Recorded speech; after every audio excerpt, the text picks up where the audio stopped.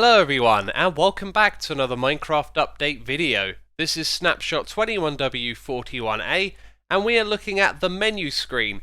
You'll probably notice that the background to this has changed, and apparently it's called the cube map. Mojang said that the cube map had been updated, and I thought, what on earth is that? Have they used that term before? I've always referred to this thing as the menu panorama, and I'm pretty sure that's what most of the community refers to it as. But anyway, it's now tradition to update these with each of the updates, and this is the one for the Caves and Cliffs Part 2 update, obviously showing off those beautiful mountains in the background there. Now there is a big under the hood change in this update. If you are creating a new world and giving it a seed, bunch of random numbers or whatever it is, this now uses a different system to then create the world from that seed. So if you use the same one as you did in a previous snapshot or previous update, when you go and generate the world, it's going to look totally different now because they're using a new system.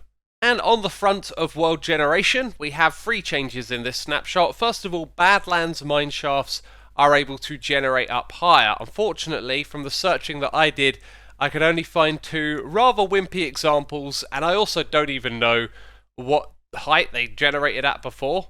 And so from higher to lower, I'm just checking the coordinates here. We're at Y34, and it says that these geodes can't generate higher than Y30. I'm guessing where it starts generating might be in the middle of the thing, which is why it's around Y34 up here.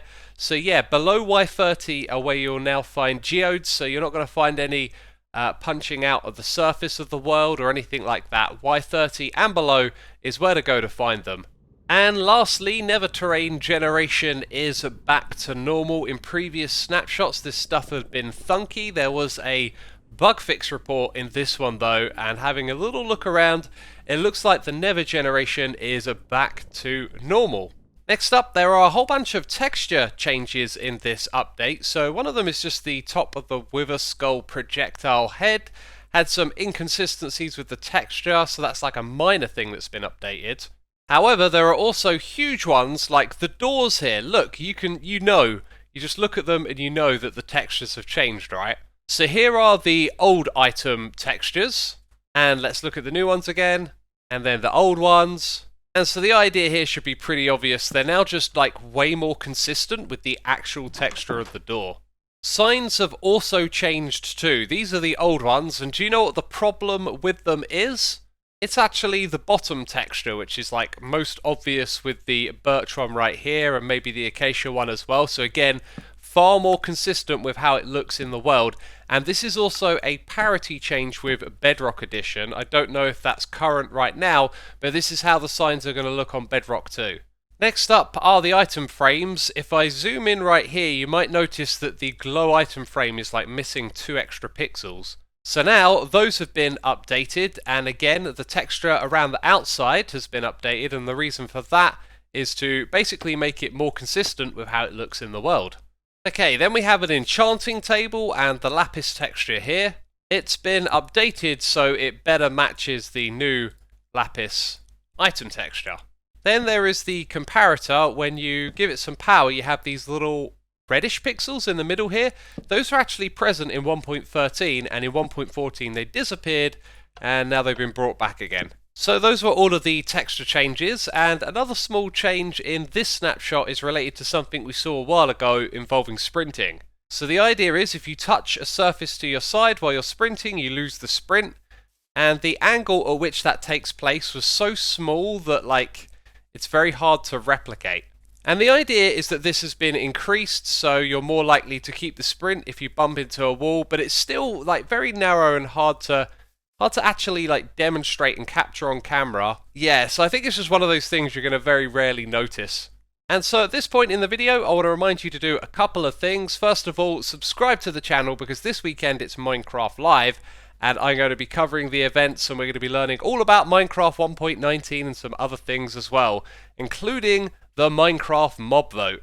Which leads me to the second thing to discuss, as over here on the second channel, I've covered all 3 of the mobs for that mob vote that have been revealed to us over the course of the last 3 days. So if you want to learn about the copper golem, the allay, and the glare, head over to my second channel. Those videos are waiting there for you. But otherwise, stick around because I've got a few things to communicate to you related to changes from the last snapshot, because that was a big and messy one with all of the biomes being changed, and now I've got some clarification that I want to share with you.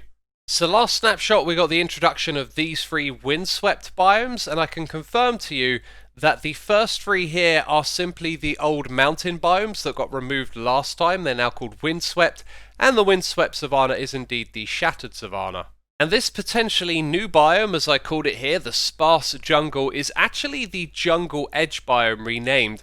However, I believe it's now generating differently than it did before. This is like not the edge of a jungle as it would have been used in the previous generation. It now sort of becomes its own biome that can cover a lot of area.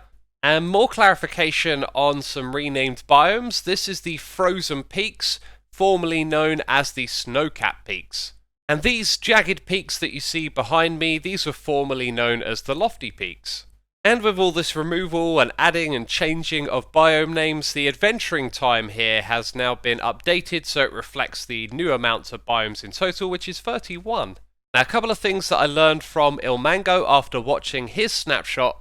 The changes to ore generation in the last snapshot now means it's incredibly rare but possible to find deep slate coal ore generating in your world, and emerald ore is not quite as rare as that one, but now all of them are obtainable in survival Minecraft. Anyway, that is it from me of this snapshot video. I'll see you again on the weekend with Minecraft Live. Bye bye!